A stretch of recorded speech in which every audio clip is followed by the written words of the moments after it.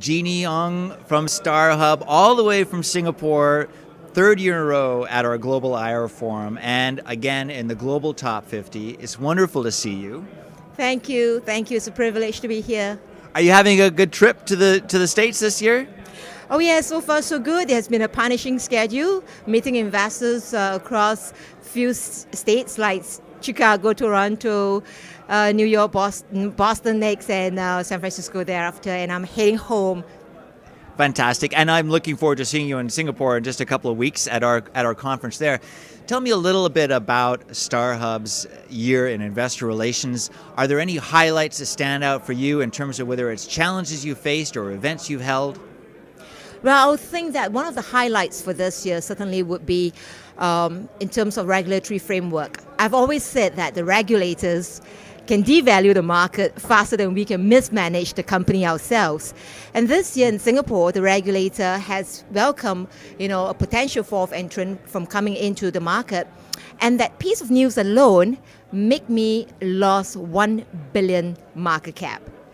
So that's what I meant by in the telco industry, where it is heavily regulated, the regulators really can do a lot more damage than we can do ourselves. What have you been doing to communicate through this? Is it something that international investors need communicating about, and same with, I'm sure, the investment community at home? Yeah, certainly, especially over here at this part of the world, because many of them cannot understand why Singapore government would want to have a fourth operator in Singapore when it is already a highly penetrated market with 148% market penetration. So a lot of Americans, investors especially, they do not understand why there's a need for a fourth operator, and they're a big concern, because mobile, it's after all cash cow for our company. Tell me, you're involved with URPAS in Singapore, and the IR community there is a wonderful group of people. What stands out for you in that area in terms of the IR community overall? But we're trying to raise the status of the IR professions in Singapore. So we're trying to really recruit as many IROs as possible, and we're trying to convince the C-suite and the board of directors that IR is paramount to everything that they do in the business.